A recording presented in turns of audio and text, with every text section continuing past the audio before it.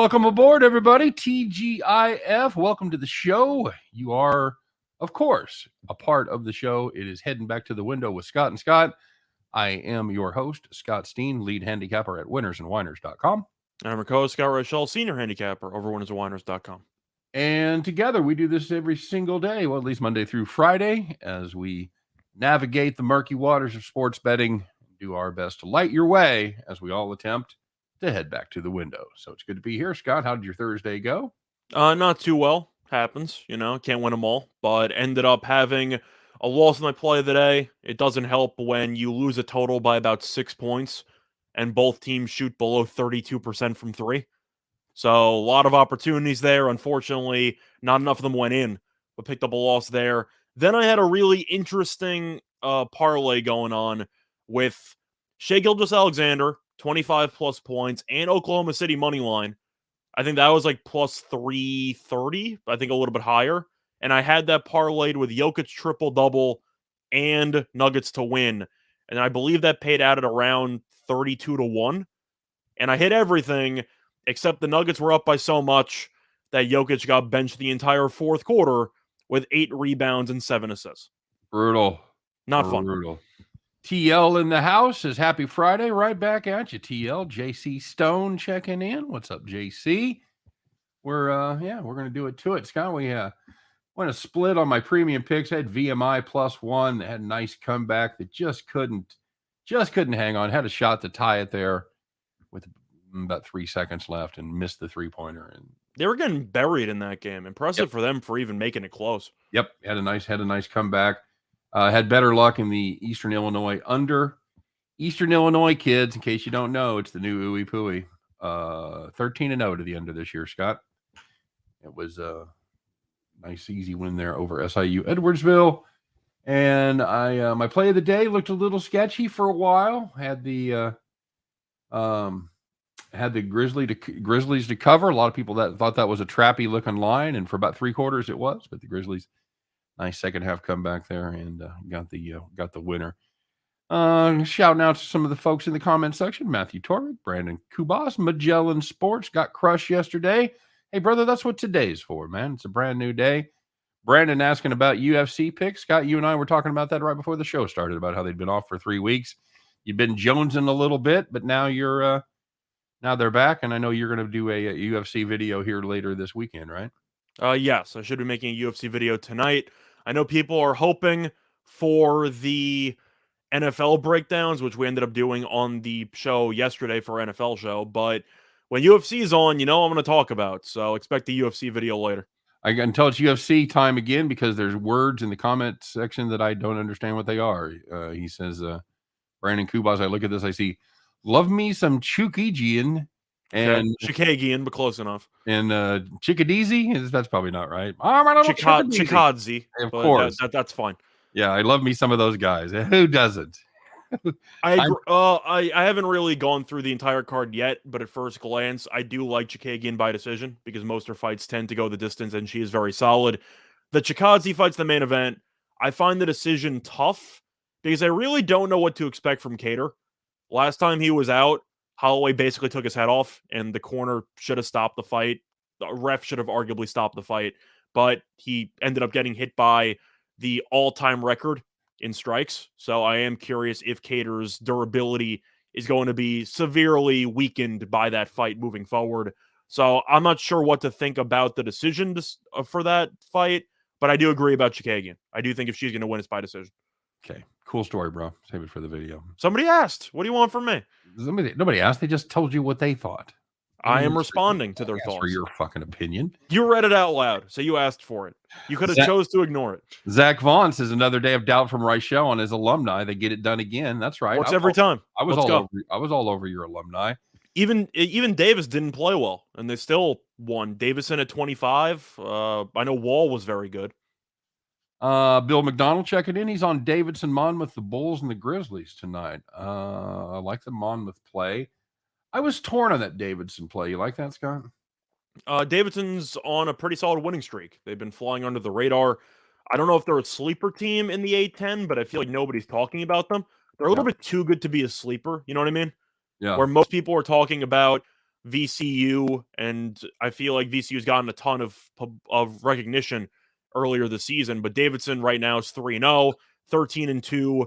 You look at the actual performances, they've been smacking teams. Richmond is pretty good, 10-6. They've been struggling a bit in conference play, but when you've won 12 in a row and you're getting 1 point, I kind of have to back you, you know? Yeah.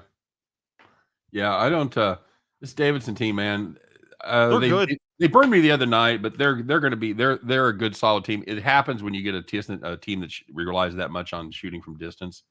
If they have a cold night, you're going to get screwed, but yeah, I like them in that play. So I think they're one of 3 mid-major teams that I think could actually make a Sweet 16 run right now. Of course, they got a couple of random ones, teams that win their conference championship, whatever.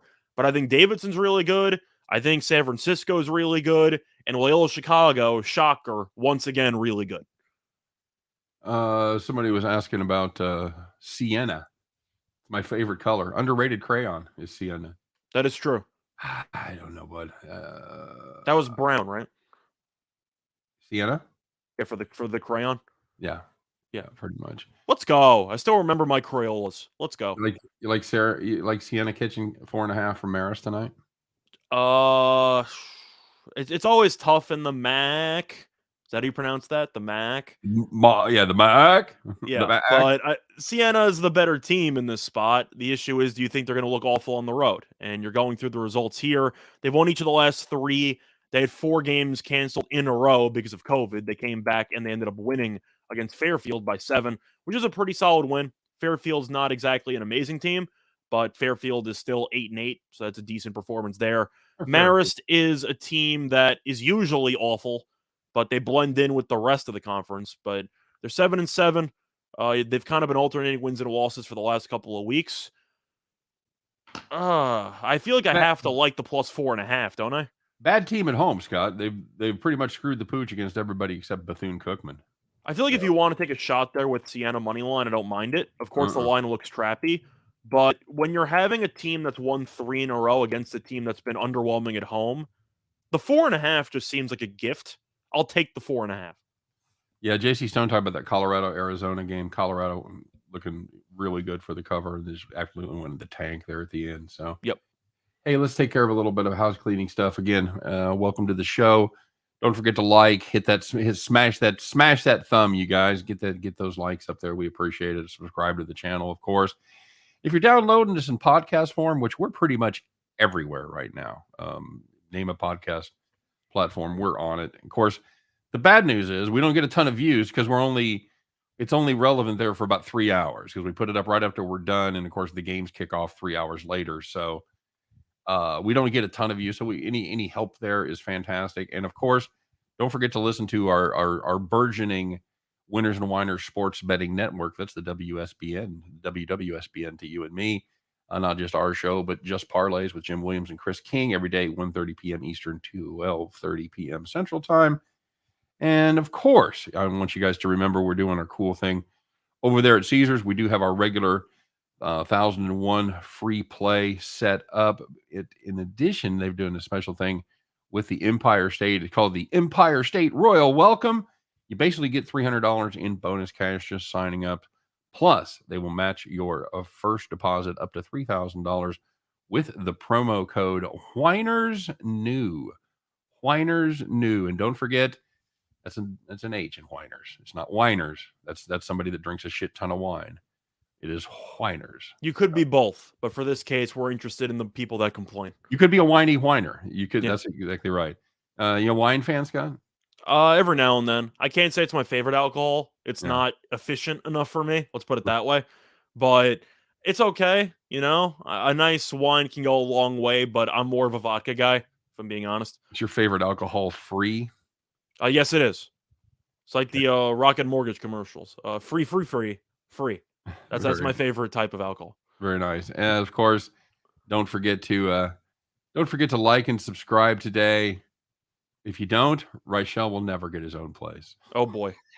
I'm going to, so you don't have to worry about it. Sometimes we work on these together, and then sometimes I just write one and surprise him And with see, it. the thing is, when I can't think of one, then we end up just rolling it out. It's not like I get insulted by anything. It's fine. Like I couldn't come up with one. What were we supposed to do? Like there wasn't really much going on in sports today. You got I your was new, expecting one breaking news story, something that made it obvious. We could have done David Culley coaching your team, I guess, but like, who cares? right. I'm sure half the people forgot he was even a coach in the league. You got You your know? haircut. That's what pretty. When you get your haircut yesterday. I know we could have done. I actually got it this morning. We could have Okay. done, or Joe Judge will order pizzas to your place. Oh, But there you that go. Because we missed it. It is what it is. we were going to talk about that. We talked about that for Donkey of the Day with Joe Judge having the "You're Fired" party. We weren't sure what to actually classify it as, though, because on one hand, he's celebrating getting fired. On the other hand, I do kind of respect the idea of having a go away thank you party for all your assistant coaches, because I'm sure a lot of them will. I won't say a lot of them won't be assistant coaches ever again, but they were definitely, let's say, given a good opportunity, and because potentially of the ineptitude of the coach, now they are out of a job. Right. So I don't know what to think of that. What do you think? I kind of That's pretty cool. respect it in a way. Yeah, that's cool. Zach Vaughn wants to know if you live with your parents or As with of right now, I still alternate because of the COVID outbreak. So I had some moving plans. They got delayed. It's a long story.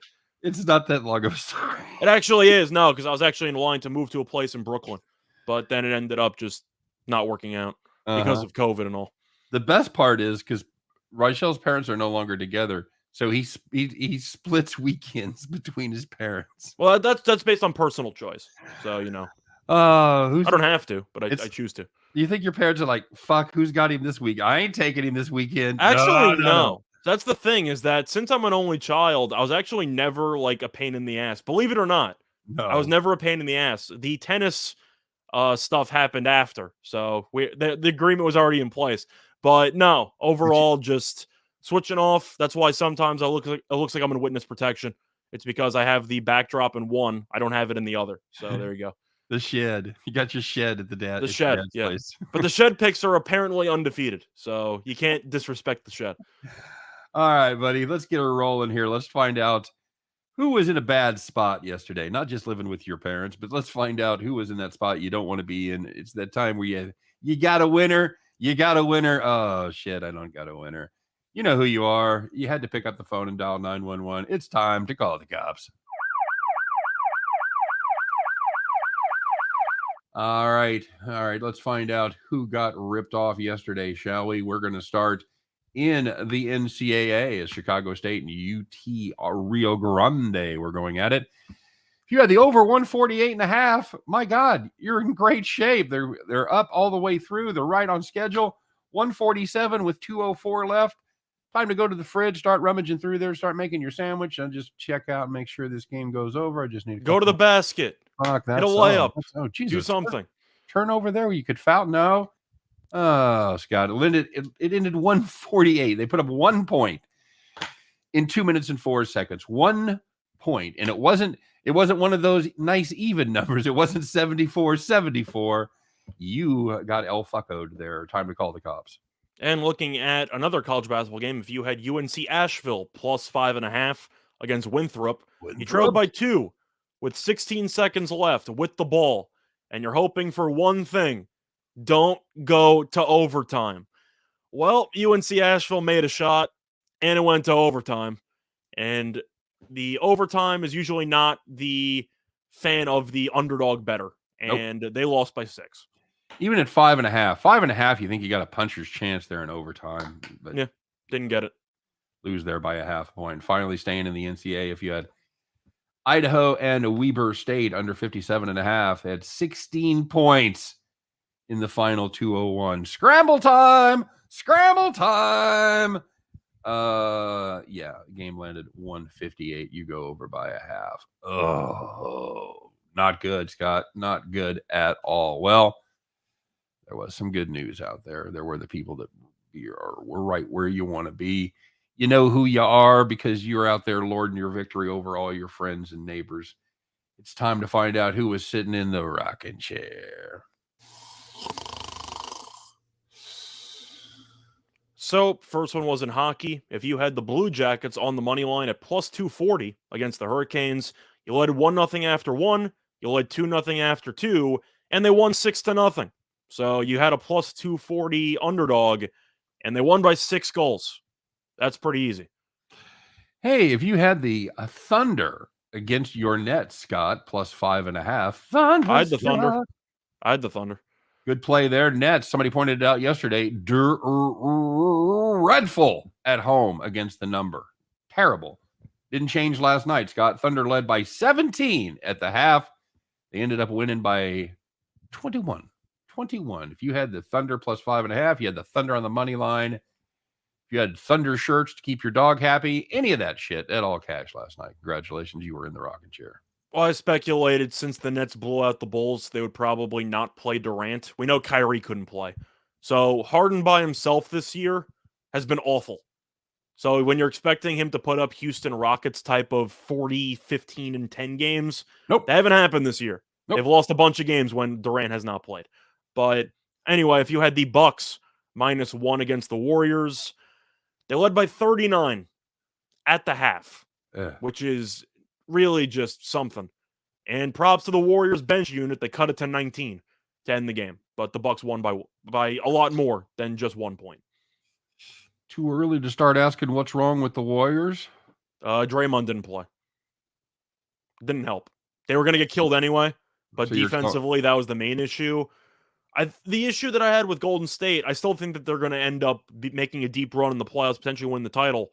They need another score. And you can rely on Curry, who's been a little bit off for the last month, but especially the last couple of games. Clay, of course, is still working himself back, so you're expecting some growing pains there. Wiggins is okay. Potentially an all-star, which I don't know how Wiggins should be an all-star, but you can riddle me that. I don't understand that. Jordan Poole's okay. Who else they got? You're giving decent amount of minutes to Toscano Anderson and Otto Porter. You need some other guys. I expect Golden State to make a move. You're still waiting for Wiseman to come back to help the front court, but it does feel like they need another guy, potentially off the bench, to give them some scoring. Over 44 in the New England-Buffalo game, says Eric Nesbitt, and he likes the under in the 49ers-Dallas game. We are not going to spend a ton of time on the NFL playoffs because we did that yesterday. We put we got to drive some views to our NFL video, right, Scott? Something like that. So check out the NFL video. We did it, and I don't think our opinions have changed in the span of about 12 hours. No, or 24 hours actually. I'll tell you what, there's a great trend there if you guys about playing the under in the first round, in the wild card round. It's like was it 16-3, Scott? The unders, 16, I want to say it was 13-2-1. I think it was 13-2-1, but I'll check. Was it? I thought it was 16-3. Anyway, that was for AFC wildcard games, though. Okay. I heard that you guys are affiliated with Picks and Parlays and ATS Stats now. Will you be doing content with them? I have not. That's news. That's news to me. I can't say I knew anything about that. I have not heard anything that we will be changing our role at all. So we'll see how that goes. Yeah, there's the guy that owns Whiners and Whiners, Pick Papa, Stat Salt also has interest in ATS wins. Oh, okay. So. This is all news to me. I did not know this was a thing. There you go. David Good said, "Go Chiefs." Enough said. Yeah, I was talking with Scott before the show about Pittsburgh Steelers Twitter is kind of trying to reinvent the last game. Like, well, if Hayden would have played better and T.J. Watt would have had more than one tackle and they wouldn't have recovered all 5 fumbles, blah blah blah. Like, if the team just did the exact opposite of what they did, it would have been a different game. Yeah, I don't know how you're supposed to break it down. You were down 30 points basically at halftime. The game was over. If my aunt had balls, she'd be my uncle, Scott. You know that saying? I do not, but I do know. Browns backer wants to know where your write-ups are. Where do most of your write-ups go? StatFox? I mean, Stat Salt. Yeah, most of them are on Stat Salt occasionally. Some get posted to winnersandwhiners.com. But Stat Salt, if you're not aware, is the sister company. Is that how you want to call it, of winnersandwhiners.com? Sister site, yeah. Sister site, yeah, something like that. So most of my articles go there. Same format. It's actually the old format. Yeah. At StatSalt. They thought we owned Winners and Whiners. Fuck, I wish. It'd be cool. We do not. I do not. We're just working stiffs, man. Mhm. 1531 last 11 years. I think you're referring to someone on Pick Dogs. Oh, somebody on Pick Dogs talking about the company that owns you guys? Mitch talking shit again? Motherfucker. You know what? I let him lie. I am so out of the loop. I don't even know who Mitch is. That's how out of the loop I am. You know Mitch Williams is? No idea. No. He's like 65 and he wears fucking rock and roll t-shirts every day. That sounds like the way I want to live, but I mean, I can't say that I know him. He's got like Led Zeppelin and fucking Grateful Dead t-shirts. That's one thing that people can find out about me. Unless something really, really concerns me, I'm really out of the loop on basically everything. Okay, fair enough. That's kind of how I live. All right, that's how you roll. Yep. All right, very good. Hey, man, there was a game yesterday that you had to really wonder if the odds makers were drunk, and we want to talk about it just a little bit here, Scott. Let's find out. Who was drinking, who was hitting those, who was double fisting yesterday in this game. And you know what? I don't really blame them because this is such a fucked up team to try to figure out a total. Hey, odds makers, what the hell? Just throwing darts these days? So the game in question is the Gonzaga BYU game. And Gonzaga is a very difficult team to set a total because you just never quite know what they're going to do, if they're going to play with their food, if they're going to sub out in the second half. So they've set the total. They're trying to please everybody. They're putting it at 152. You figure, well, that covers a couple different options there. If Gonzaga penciling Gonzaga for like 85. You're hoping BYU gives you somewhere in the 60s. Yeah. You know. So it didn't work out too well last night, Scott, because there was 110 points in the first half. And yeah, there was no miracle second half where it ended up going under. They put up 84 in the second half. The game landed 194. Now, we did talk about that 110, one of the highest scoring halves we've had in a minute, right? Yeah, I believe it's the second highest first half we've had in like the last 5 years. But of course, that's not including the random non-D1 teams where one team scores 100 in the first half. We're talking about like actual D1 versus D1 teams. Right. It's one of the highest scoring halves in the last couple of years. Okay, very good. So yeah, keep an eye on that. That's just, you think that's a lock with that offensive team like that, and then sometimes they just go in the tank, and you're like, I don't even understand what's going on here. See, the thing about Gonzaga is we know talent-wise, of course, they were projected to win the championship. They're the favorites right now in the betting markets, even though they were not number one. They're going to be number one again because Baylor lost, of course. But still, Gonzaga is a team that we watched earlier in the year. They lost to Duke. Close game. Didn't pull it out. But they showed some, let's just say, vulnerabilities. And now they're playing in conference play. And we know what that means. They're laying about 30, and they're going to win by 60, because that's usually how it goes in the West Coast Conference. If they're killing BYU by 30, the rest of the conference has no shot. Very true. James Mount says, I'm 69 and I rock and roll t-shirts. I'm not talking about what you wear in your off time. I have a closet full of rock and roll t-shirts as well. My point is, it's not really the image that I want to put out there as far as being a professional in the sports betting arena. So I can't criticize it because I wore t-shirts for like 3 years and nobody told me not to. It works for him. It's fine. It's one of those things I just kind of leave that lie. But if he's taking shots across our bow, that may not be a road he wants to go down. I'm just saying. I still don't know who we're talking about. So all sure. Right. Well, do some fucking research this afternoon, buddy. What if he's not worth my research? He's not. You'll find out. When checkmate. What's up? What's up? Let's find out who the gambling hero. This is an outstanding performance. I think, and we want to touch on this. Let's find out who it was, Scott. Blow the trumpets, would you? Who the hell is the gambling hero of the day?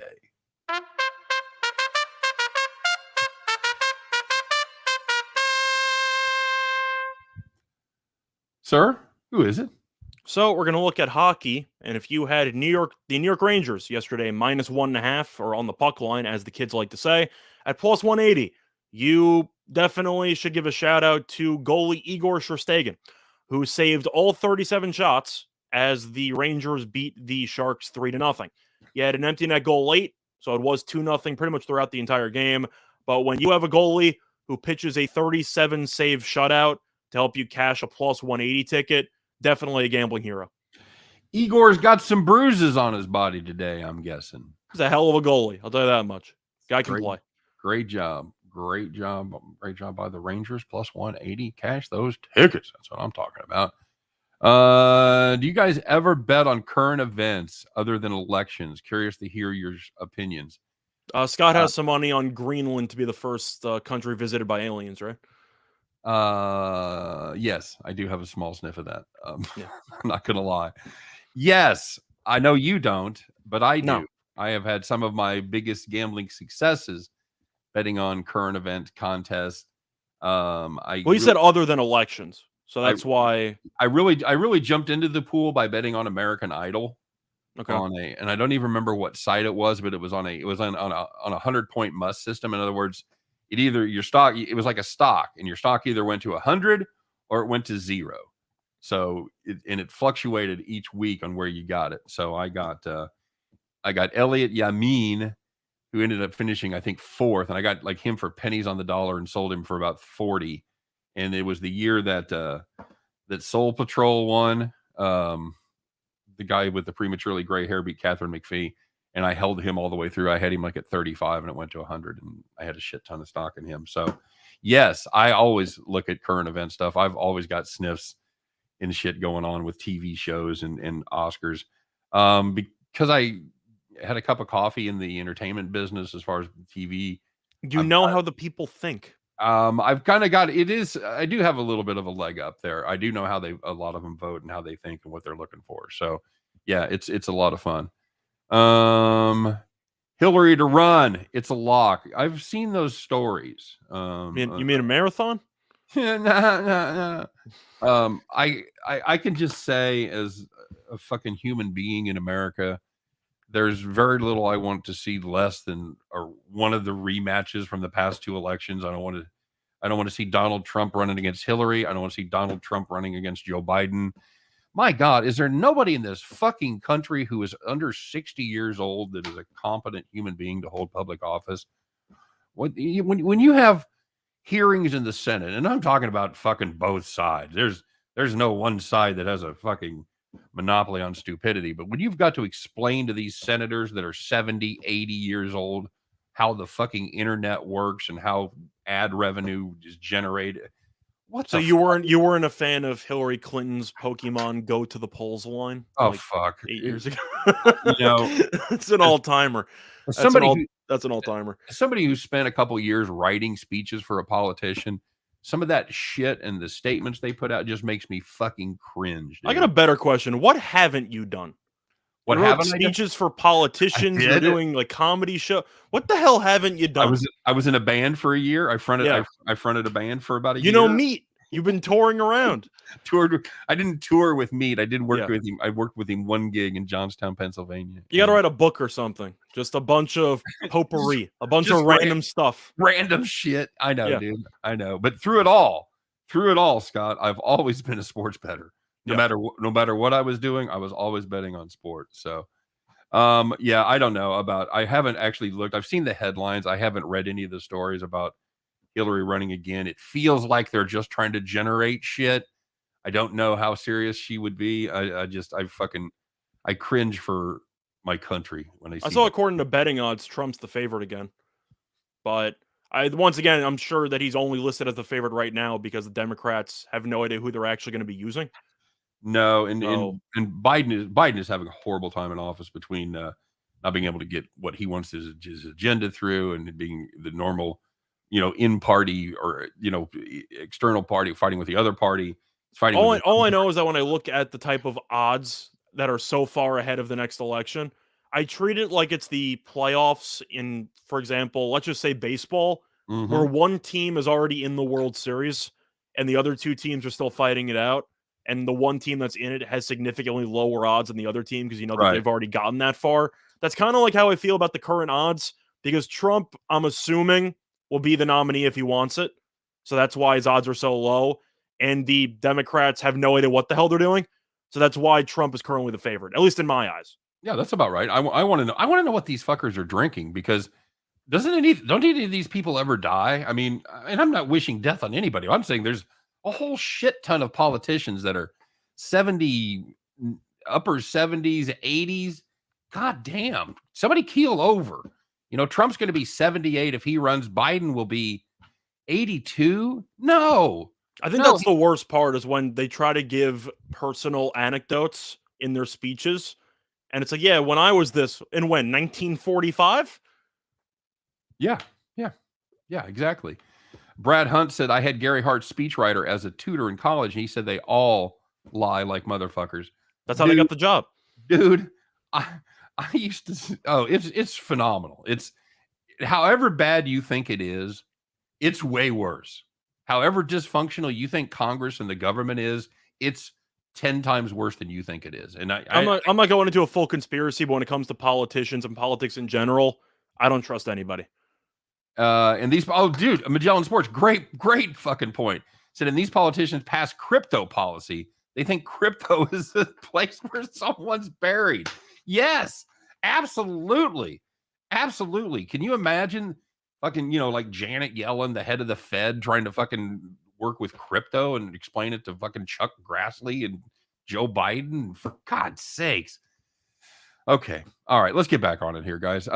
James S. talking about Michigan tonight going up against Illinois. Michigan hasn't played in 10 days, and they're having COVID issues. What do you think of that game, Scott? That's probably the big game of the night, right? Illinois, Michigan.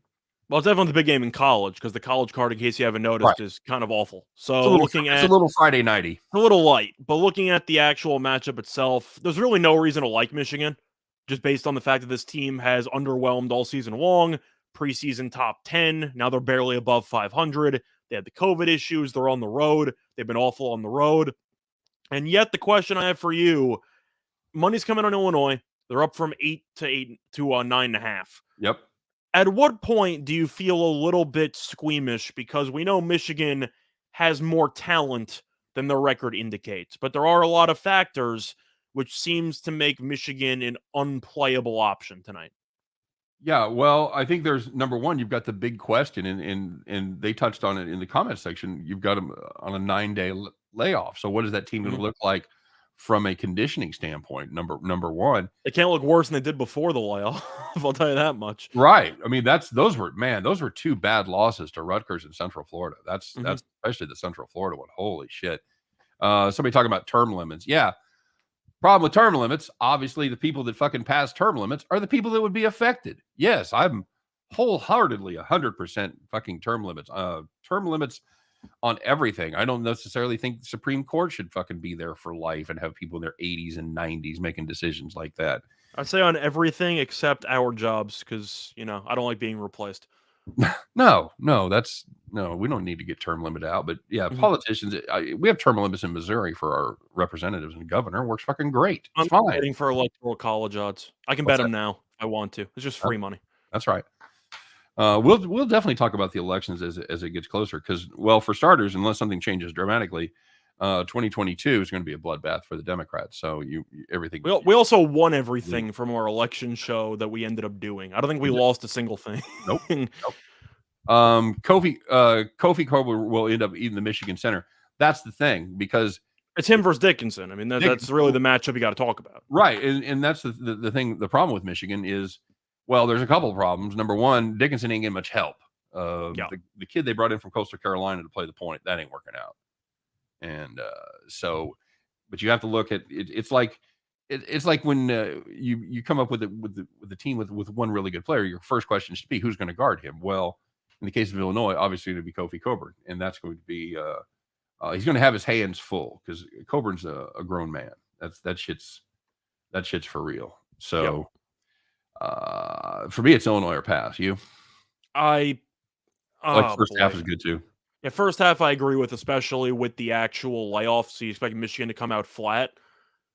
I don't know if I really trust this Illinois team enough to actually lay basically 10 against Michigan because Illinois is a team.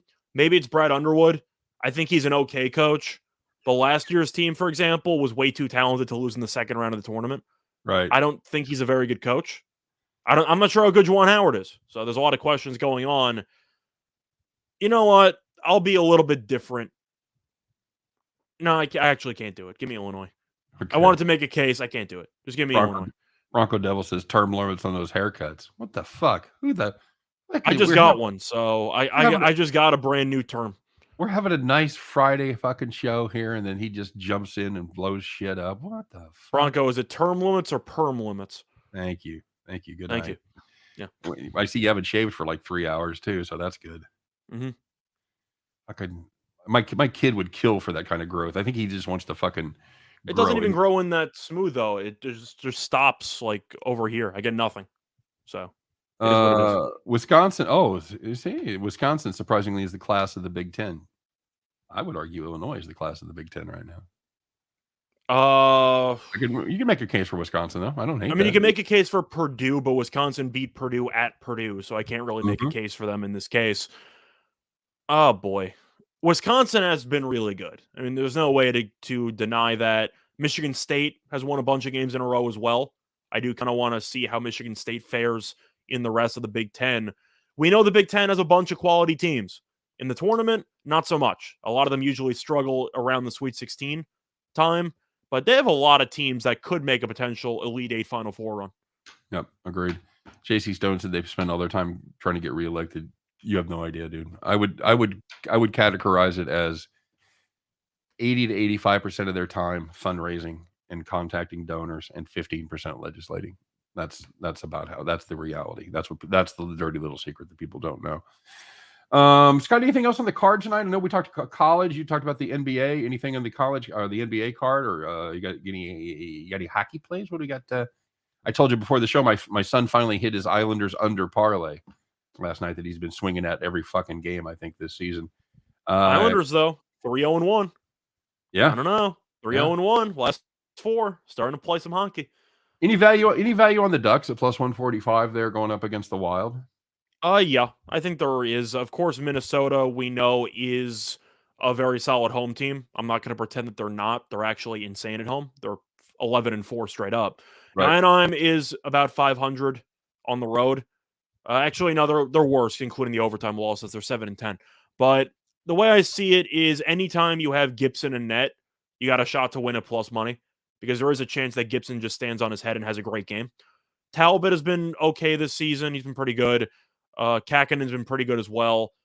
I think Minnesota will probably win the game, but if you want to talk about a value play, I don't mind getting the better goalie at about plus 145. Okay. All right. Very good. Somebody asking about the Dallas, Florida over 6.5. There's one game we got to talk about, though, in hockey, because we got to bring it up, because there are some sports where even in money line parlays, I will never lay a certain amount of juice. Minus 590 with Colorado. 590. That was about 2 hours ago. They're minus 700. Oh shit! They're about minus 650 in hockey.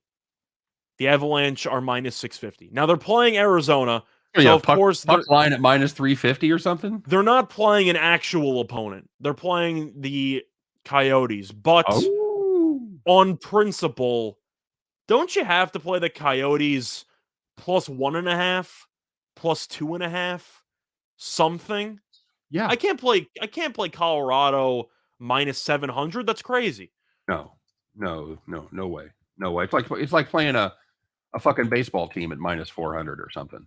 And people think, of course, Colorado 14-3 at home, Arizona 4-13 on the road.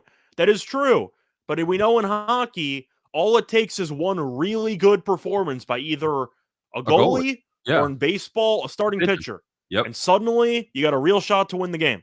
Is Arizona going to win? Probably not. But you're going to give me plus 500 in a hockey game? I'm not going to say no. Yeah. Ben Campbell. Throw it into a lotto parlay. I don't know. Do something. Ben Campbell says what we're all thinking is Arizona on the money line. Fuck yeah. You just take I don't mind it. No. What's the worst that happens? You bet a quarter unit on a 5-1 play? Who cares? Yeah, exactly right. Bill says that's the most juice I've ever seen. Me too. And again, I'm not a 30-year hockey bettor. I've come to it relatively late here in the last couple 3 years, but it's the most I've seen in my limited career. Scott, I know you have a lot more experience with betting hockey. If I was going to bet the Avalanche, I would bet props. I would take McKinnon goal. I would take some random guys, Rantanen maybe to score. But the point is, when you start to try to find value with the lines, what's the best value you're going to find there? Like Colorado minus 3.5. You're going to take a team total and just hope they score 6 goals. Like, Yeah, I that's don't what I'm know. saying. Yeah. So I'd probably look for some player props and hope McKinnon or Rantanen or Landeskog or even Cale Makar score a couple goals. You can probably find some player prop value. Bronco Devil says it never lay more than 160. Not a bad strategy as a rule. All rules For are meant hockey, to you be can make some broken. exceptions with COVID. I think COVID's an exception where you can look at the Sabres, for example. I know they won yesterday, but they're using like their 7th goalie this season. They signed a couple of backups the other day. If one of the backups are starting, who clearly should not be in the league, you can make a serious argument that they should be like plus 300. JC Stone asking you a question there, Scott. You want to address that? Yes. I see a tennis question for Australian Open in the WTA. Kontaveit to win the quarter to win her quarter at plus 550. I don't mind it. Very talented player. Of course, women's tennis is a crapshoot where it seems like anybody can be upset at any time. But she's definitely in great form. She's a top 10, top 20 player in the world. So I do actually like that value. I did make a bet though. I did make a bet on the Australian Open yesterday. One of the perks of being up at 5 a.m. was hearing about the Novak Djokovic news of him getting potentially deported again. So I did what anybody should do. I bet Medvedev to win the tournament because if Djokovic's odds are still available, and of course, when you bet futures, all bets are final. I'm not betting Djokovic if he might not be there. I'll bet the best player not named Djokovic, which is Medvedev, at plus 175. I feel like that's the way I have to do it, isn't it? Bronco Devil says your minus 225 Vrabel is question mark. Are we supposed to fill in the blank here? I did that too. A lock. We both did. We're Yeah, limited. unfortunately, I told you I had the audacity to try to bet 450 on it. They went, no, fuck off. unfortunately, they have the, let's just say, the wherewithal to put a pretty low max on that bet that I found. I'm still looking 225. around. I'm looking for DraftKings, looking for FanDuel. The truth is, even if it goes up to, let's just say, minus 500, who cares? We talked about this with the TJ Watt awards when it came to defensive player. It was minus 600. Thanks for the free money. Yeah. Like, it doesn't matter what it is. Bet the max, you win. Lay it. It's nobody else is winning defensive player of the year. Nobody else is winning coach of the year. Texas isn't voting Democrat.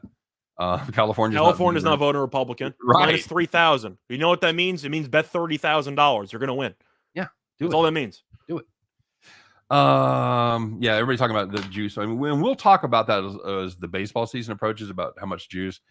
160, 150, 160 is my number that I really start to get hinky. Now, again, every rule deserves to be broken, and you get some of these matchups with these just dreadful pitchers that you just know how it's going to go. I might lay some big numbers. I'm more likely to take the run line, though.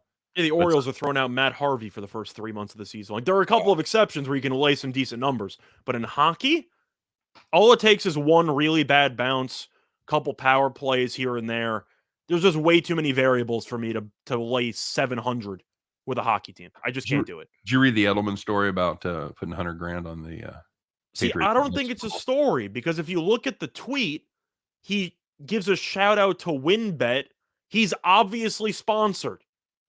Like, this isn't a legitimate bet. They're clearly paying him to advertise for the company. They're probably paying him $100,000. So young, so cynical, Scott. I'm just saying, when you give a shout out and you put the you tag the sportsbook you use, I'm assuming it's sponsored. That's all I'm saying. Hot take. Magellan Sports says Edelman will lose that this weekend. I don't necessarily doubt that. Read the stats on Josh Allen at below 32 degrees. It ain't good. Now, he says, well, he's a Wyoming quarterback. Fair enough. He's a California kid. He comes from the Inland Empire in California. I know you had the numbers. I don't know if you still have them in front of you, but the Allen numbers when weather is below about 30, I do. they're really, really bad. At least passing. Of course, his running ability is going to give him some value no matter what. But right. when it comes to his, let's just say, decision making and his, let's just say, tendency to make risky throws in bad weather, I do really like Allen to throw an interception in this game. I'll do it real quick here. I do have them in front of me still. 63.3% completion rate this season, averaging 259.2 passing yards per game. That's an overall. That's not the bad weather. That's overall. That's this season, right? In cold weather games, 32 degrees or less, 50.3 down from 63.3, and 166.6 yards down from 259.2, six TD passes, 7 interceptions in those 5 games. The 7 interceptions is telling. He threw 3 interceptions against Atlanta secondary. We know that Belichick's going to give him unique looks. They're going to make it uncomfortable for him. You're going to expect a bunch of adjustments after he torched them in the final meeting in the regular season. I do think that Allen to throw a pick, even if you think that New England's going to win, or even if you think Buffalo's going to win, I do think it'll be a close game, and I do think you will see some ugly quarterback play in bad weather. If you can find a decent price, I'd say below 130, I think that's definitely worth a shot, taking a Belichick defense to force a turnover. Agree. And one more here before we rock and roll. Nathan Cerna talking about the Buffalo Ball State game. We had talked about that as a possible bet the farm. I know you are a lot less high on Buffalo than I am. I think Ball State's alive to win the game. I like the I like the Bulls here. I think they're playing good ball. They ended up sneaking out of cover the other night against Western Michigan. They played really well in the role on the road. I don't think Ball State's good, but when you're going to give me a total in the 160s in a game between two teams that don't really play much defense, I do think Ball State at home has a shot to win the game. Yeah, and they've done well at home. They're in conference. Their last 3 they went Eastern Illinois, Bowling Green, Kent State, and they ended up covering all of those. So a couple of them they lost as small dogs, and ended up beating the number, but they did take care of business against Eastern Illinois. So we'll see. I like this Buffalo team.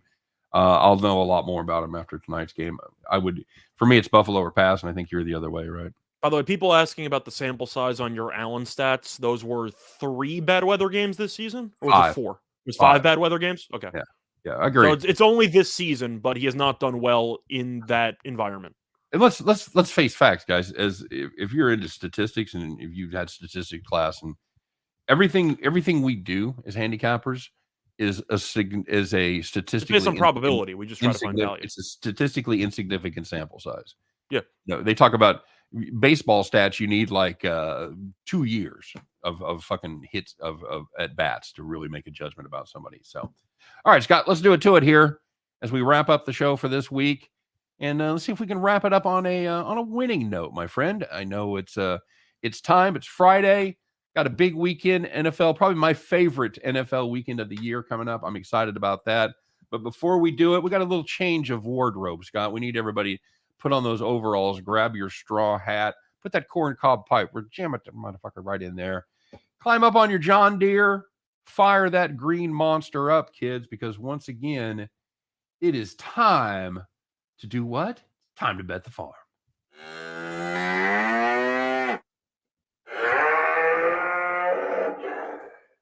All right, Scott, we talked a lot about certain games. There's one game that we totally avoided until now. What's the bet the farm play this weekend, my friend? So we're going to the NBA, and it's going to be the matchup between the Hawks and the Heat. And we like the Heat, -4 available from our pals at Caesars. But you're looking at the actual performance by both teams recently. Miami has won each of its last 3 games by at least 6 points. Meanwhile, Atlanta is in complete freefall mode. The Hawks have lost 7 of their last 9 games, with each of those 7 losses coming by at least 5 points. So they have been getting blown out.